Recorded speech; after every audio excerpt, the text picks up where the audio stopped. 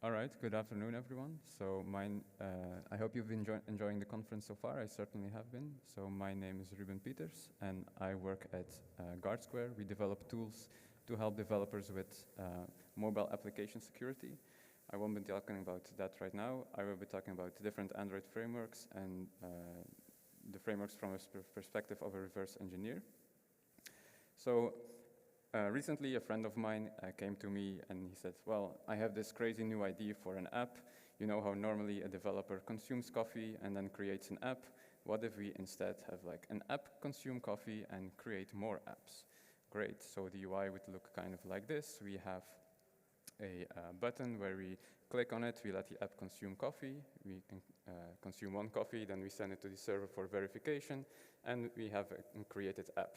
But Ruben, I need your help. And then I say, okay, that's kind of strange. Like, how can an app even consume coffee? That doesn't really make much sense. Like, what kind of things do you need help with? And he said, no, that's actually not what I need help with. That's the easy part. The thing I need help with is the difficult part. Which Android framework should I develop my app in? And actually, I think this app is going to be quite popular. I'm probably going to monetize it. So what if people are going to start creating coffee out of thin air? What if people are going to tamper with my app? Are there any kind of differences in any of these frameworks? Okay, a bit of a strange request, but we can certainly help my friend with this. So let's have a look. So my friend developed each of the app in each of these frameworks, and we're going to have a look inside the APK, explore it a little bit. We're going to try some app modifications, let the app consume coffee out of thin air, and then try some alternative configurations. So a broad overview of what this looks like. So the binary format that runs on your phone is the APK. Your source code gets turned into an APK in some form. And then what's inside will be compiled source code, compiled library code, resources and assets. And we are, of course, interested in where is the source code, how is it executed, how can we modify it. There's basically two main ways of doing modifications. One of them is doing patching or repackaging, where we take the original APK, we make some modifications, then we have a completely new APK that behaves differently, or we can do modifications at runtime. So basically hooking, where the app is running, it's executing methods, and then instead the hooking framework will say, instead of this method, actually, execute this patched method. Okay, those are the things we can do, but what does that actually look like? So what can we actually do or modify in the app? So we're going to look at some different examples, but this one here is, for example, we're going to make the app create 100 coffees at a time instead of only one. And so, I mean, this is like a silly little joke app, but these kind of principles, how these tools work, is kind of the same on any different kind of app, like a gaming app where you can develop cheats or any other kind of app. The alternative configuration, so we're also going to look at like shrinking and some basic name obfuscations that the framework provides. And then we're going to see like, okay, what kind of impact does this actually have? And so, like, there's many different frameworks. We're going to see quite some tools. The goal here is really to sort of give a showcase of like what kind of tools are out there to give you a sort of starting point if you're interested in this. There's many interesting tutorials online. We're not going to be able to sort of deep dive in all the nitty-gritty details of everything. So it's really to give you more, pique your interest, give you a starting point if you find this interesting. Okay, so let's get started with sort of the basic XML Android implementation of the app. When we look at sort of the broad overview of what is inside the APK, we have the classes.dex file, we have some resource files. So we are, of course, interested in the source code, which will be in the classes.dex file. And how did we get to this classes.dex file? So in this case, the app was created in Kotlin. So we have our Kotlin files, our main activity, for example. This was converted into a class file, and then D8 compiled this into a classes.dex file, the dex code. And then this dex code is the thing that the Android runtime can understand and execute. Okay, so it's dex code, but how do we modify it? How can we look at it? One tool that's nice is JDEX, and JDEX will basically take the dex code and decompile it back to Java. The UI looks kind of like this. I'm not going to be showing screenshots later on, just I want to give you a view of what it looks like. This is the main activity, and when we scroll around a little bit, we see, okay, we can see the increment coffees method. So it takes an integer as input. It returns the integer +1. So when we look where this is used, we can see that, okay, this is really the thing that happens when we actually click the button. So how will we modify this? We will use hooking with the Frida framework. So Frida is a hooking framework. You have the app that's running. Frida can attach to the running process, and then we can, with the API, inspect and modify what's actually going on inside the app. So in JDEX, when we do, and like if you have one of the recent versions, you can right-click a method and copy as Frida snippet to give you a starting point to not create this from scratch. And then we get this thing at the bottom. Let's have a look at that. So first we need to use a Java API to get the main activity. Then we will search for or call the increment coffees method, change its implementation. We're going to log right before we call the original implementation. We're going to call the original implementation, and then we're going to log the return value. And then we will be modifying the actual thing that is being returned. So if we call the original implementation, remember that it's increasing it by 1. Then we will add an additional 99. So in total, we will be increasing it by 100. So I won't be doing live demos. Instead, I have to click the play button to show the videos. So here we see that we're using the app normally, and then I will start up the app with the Frida script that I just showed. And then when we click the buttons, we increase the amount of coffees by 100. So now we have modified how the app works. Let me just click. OK, so now let's have a look at the R8 version of the app. So R8 does name obfuscation, does some shrinking and optimizations. So if you look at the APK, we see that the classes.dex file has become quite a bit smaller. Like a lot of unused library code is gone, and that's the main impact that we see here. So, okay, but what has actually happened inside the code? So, yeah, you're using a different compilation mode of the 8 called R8. So when we actually look at the code, we see that the package names have become shorter. So we have now package names called A and A0. Those certainly weren't in my source code or any of my libraries. And then when you look at the main activity, a lot of the identifiers have also become a lot shorter.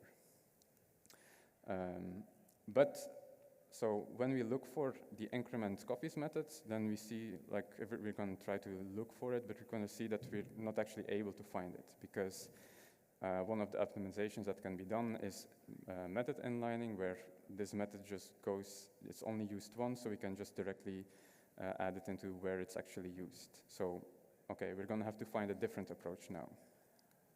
And if we try our original script, that's also certainly not going to work. So, okay, we can search around in our main activity a little bit. We can see that some identifiers have not been renamed, right? So these are the string resources. We can see coffee button, string coffees consumed. This gives us some anchor point of like, okay, what does this function actually do? This sounds interesting. We're changing a local variable. If you look around where this class variable is used, we can see that this is likely the amount of coffees that's being stored, and we're updating the text field of the app. So then we're quite sure, like, okay, this is probably an interesting function that we want to modify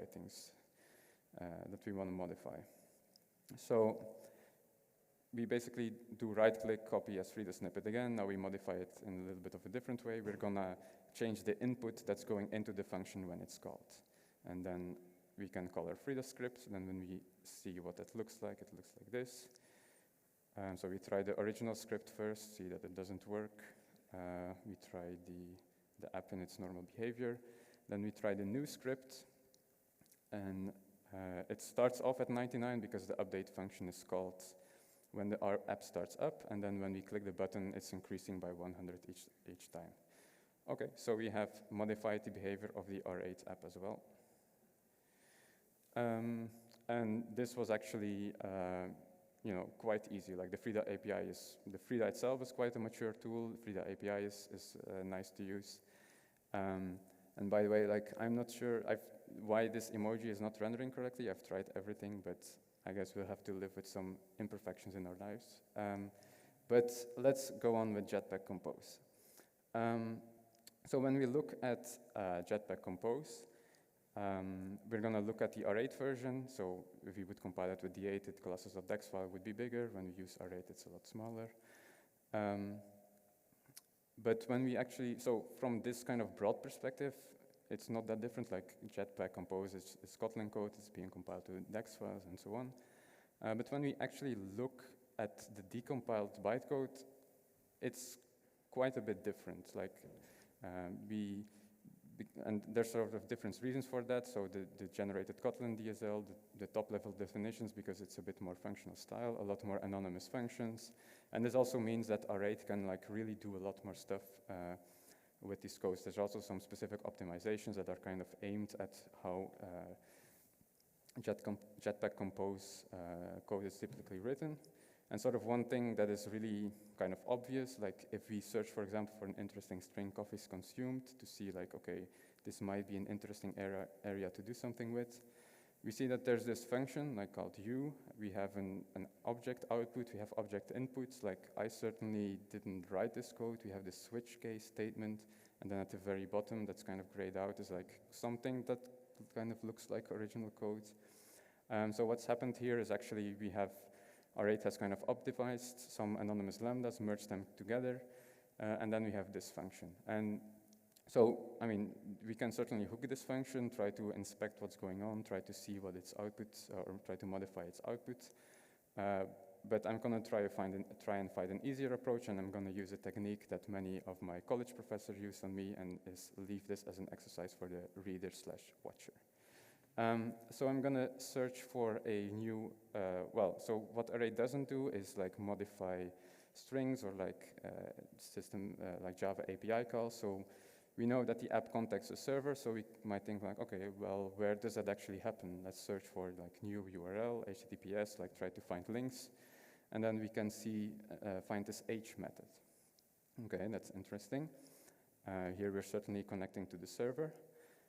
So what's actually happening here? So at a certain point, we have this i3 variable, and this variable is then put into the output stream where we're connecting to the server. And this variable is captured from a class variable. So we'll write a script, like again, right-click to, in JDEX, copy as Frida snippet to get our Frida snippet. And then the thing that we have to do is we need to, instead of modifying the input or the output, we're going to modify the field that the method is reading from and set it to 100 right before we're calling the original method. Okay, so we can have a look what this looks like, but you know, from this view, nothing much different, except now it only happens when we actually send things to the server, or right before we send things to the server, not when clicking the coffee's consumed button. Okay, so now we have modified the app in a slightly different way, but still we're like, instead of creating coffee out of thin air, we're creating apps out of thin air. So still kind of quite easy, I would say. Like the Frida API, we can still use the Java API. The compose things and how Array does things makes it a little bit more difficult, but still not that difficult. Okay, let's have a look at React Native. So this is certainly quite a bit more different. So in React Native, the newer versions kind of by default are compiled to Hermes bytecode. Older versions are going to sort of bundle the JavaScript together and bundle that into the app. We're still going to look at kind of both versions because the JavaScript version is still interesting because it's kind of similar to how other JavaScript frameworks work. So first, let's have a look at the JavaScript part. So now when we look at the app from a kind of broad overview, we again have our classes.dex, we again have our resources and resource files. But now we also see kind of this big thing, the lib folder. So here there's other code inside the lib folder. So what's actually going on here? So we have our JavaScript files that are being bundled into the index.android.bundle in the assets folder. And this JavaScript will then be run on the JavaScript core engine. this engine is inside the app, so we have the lib.jsc.so and the JSC executor.so. These are inside the lib folder, as what we saw. There's also some other libraries, but this is the JavaScript core engine, and with the bridge, this is going to communicate with the Android native components to render the view and handle input events and so on. So we have the index.android.bundle with JavaScript, and we're going to basically decompile the app, modify that, and then repackage the app. And a useful tool for that that's inside the that's already available inside the Android platform is the APK tool. So we're not going to use that much functionality of it. It's, for example, also disassembles DEX code to Smiley, a bit more readable, but mainly we will use it to decompile and recompile. Okay, so we have decompiled our app, and now we're again interested in the coffees consumed string. So if we just search for it, we're going to see that, okay, in assets index.android.bundle, we're going to see this string. Then if we look a little bit around in the context, we're going to see that, okay, we're creating this button with this function name. We have an onPress function, and then we're returning the call of a method with the p+1. And this is then, okay, we can think about like, okay, this is maybe the amount of coffees that's being increased by 1. So now we're going to change it to +100. And then we need to recompile the app. And then I don't have a video for this one. We're going to view the Hermes bytecode video at the end. So, but here we have modified the app. We have created a new APK that behaves differently. So first, let's have a look at the Hermes bytecode version. So in the React Native version that I was using, I had to explicitly enable it, but in later versions, the Hermes bytecode is just enabled by default. And kind of from this kind of perspective, nothing much has really changed. We still have our big lib folder, classes.dex files that are small resources files, and so on. This overview also hasn't changed much. Instead of JavaScript code in the index.android.bundle, we have Hermes bytecode. We have the Hermes engine instead of the JavaScript core engine. The .so files have a bit of a different name, but the overall picture hasn't really changed much. So now when we decompile with APK tool and search for the coffees consumed string, we'll see that a binary file matches, but it's not going to show you like plain text what's going on, right? Because when we look at what kind of file it actually is, it's a Hermes JavaScript bytecode file. So how do we look inside what this file actually is, what's going on in there? So one tool we can use is HBC tool, which is a disassembler and assembler for this Hermes bytecode. So if we disassemble this index.android.bundle, it's going to look a little bit like this. So if you've ever seen bytecode or kind of assembly, this is Hermes bytecode. So it's a bit different, but it's not going to be that surprising what it looks like. And inside this disassembled code, we can search for our string and see what's going on over there. So we search for the coffees consumed string. We see that a little bit below we're creating a closure. This has an identifier, and we can see that it's called the onPress closure. And then we can search for that identifier, see where it's defined, and then we can see that it's loading a constant and then adding it somewhere. So kind of similar as what's happening inside the JavaScript, just in a bit more compiled form. And then we can just, this is a plain text file, so we can edit it, and then we can reassemble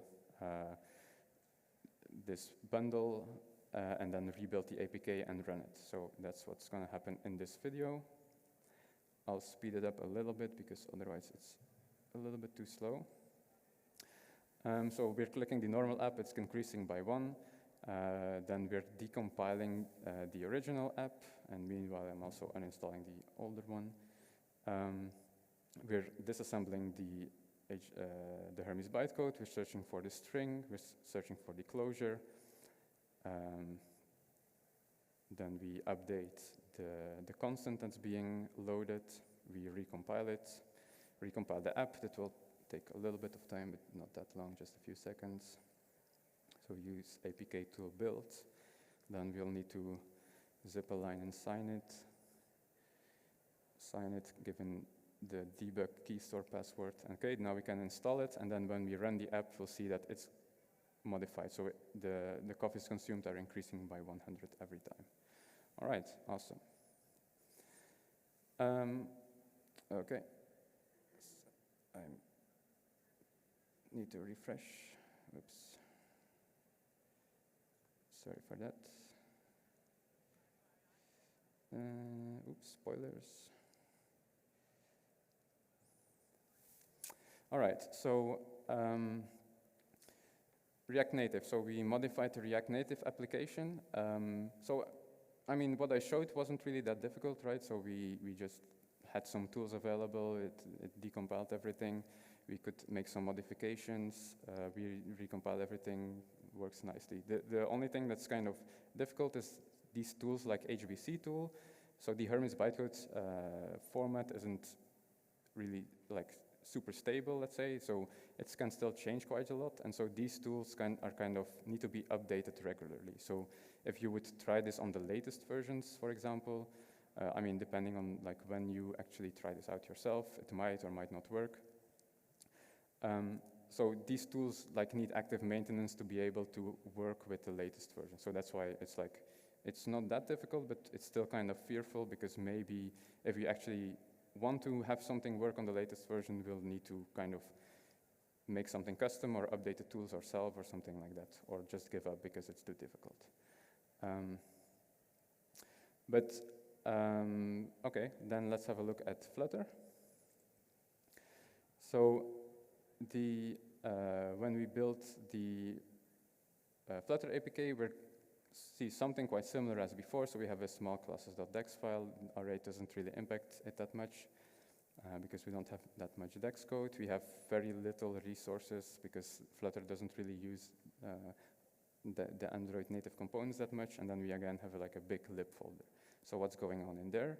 So we have our Dart code that's being compiled to libapp.so, which is inside the lib folder. So this contains the Dart snapshot. And then we have the Flutter engine. This Flutter engine is also inside your APK. It's called the libflutter.so. And then when we look at the dependencies of libflutter.so, we can see that it's interacting in some way with these graphics libraries to directly render things on screen and not use the native Android stuff. Okay, so what are we going to do on Flutter? So if we Google around a little bit, we're going to find this library called reflutter. And what this essentially does is, so you have the libflutter.so. Reflutter will basically patch your APK and add an instrumented, recompiled version of the libflutter engine and put that inside the APK. And then when we run the app, so it's a rebuilt engine with added logging. When we run the app, it creates a dump.dart file. And what is inside this dump.dart file is basically a big list of all of these kinds of things. It's names of functions, it contains offsets based on a specific symbol. And okay, interesting, but what can we do with this? So we go back to Frida. So now we don't, of course, we don't need to use the Java Frida API, we just use the regular Frida API. We get the address of the specific symbol that all the offsets are based off. We attach an interceptor to the specific offset, and then the API interface is a little bit different, so we have now an onEnter and onLeave callback. So on onEnter, we will just log some information, the first input parameter, and onLeave will also log some information and then also modify the return value. And then we basically kind of have the same situation as we had in the very beginning. So we had, this is basically the increment coffees function. I guess I went over that a little bit too quickly. So here at the bottom, we see that we have the offset for the increment coffees function. That's the offset that we're using here. So that's the function that we're actually modifying.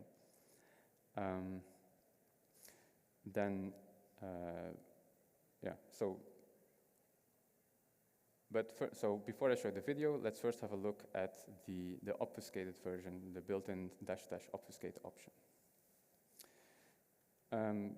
What the APK looks like is not that different. So the lib folder, the native code, is going to be a little bit smaller because we also have to split the debug info away from it.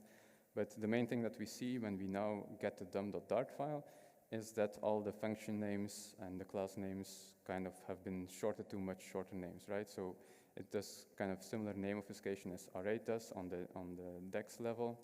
It's going to shorten all the names.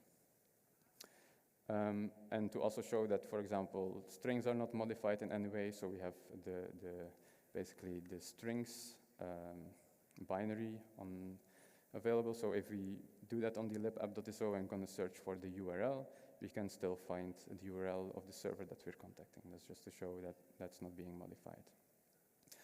So what I kind of initially want to do with this is kind of get all the offsets and then do what I will show you in a few minutes. But for some reason, the dump.tar file that I got was incomplete. I wasn't able to do this.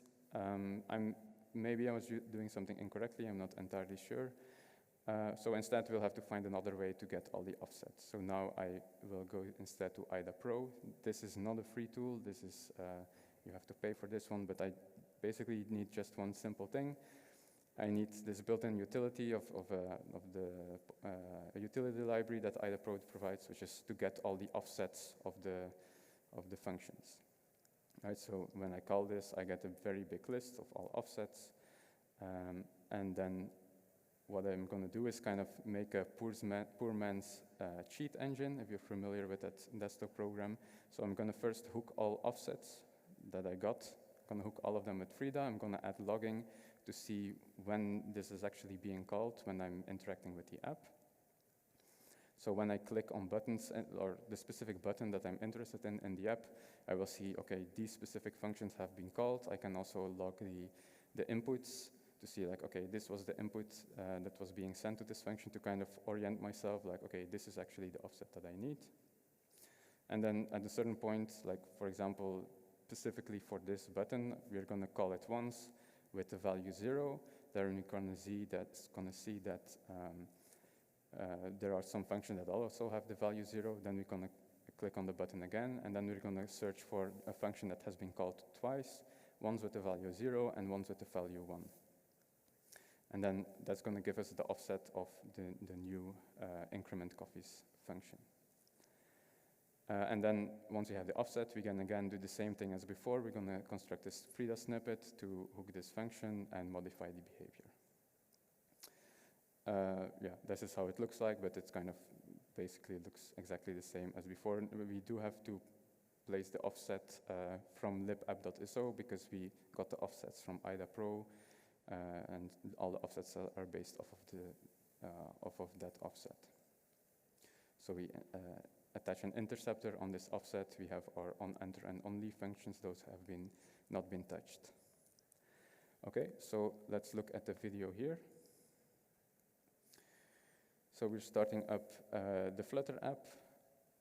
We're going to click on the button. We're going to see that it's logging, okay, all these functions offsets have been called. I made some utility functions to make it a bit easier for myself. So this will show you in kind of JSON format all the functions offsets with value 0 that have been called. And then we're going to click the button again, use the helper function again, show me the functions that have been called twice. And then there is the function that has been called with value 0 and value 1. So we're going to copy that offset into the other script. So we're editing the file, placing the offset in there. And then we will call Frida again, load up the second script, and then we will have modified the behavior of the obfuscated Flutter app. Okay, there it goes. All right.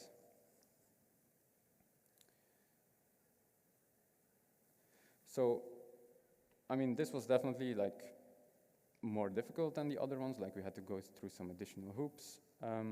But the main thing here is like we still managed to, you know, like do the modifications, right? So in the end, it was still possible. And the thing is also like I can show you this overview right now, but the reality is like these tools kind of evolve a lot, and especially as frameworks grow more popular, grow more mature, also the reverse engineering tools grow more mature. So like this situation can really change from like, if tomorrow we have a Frida API for Flutter, this situation can just go from one thing to another.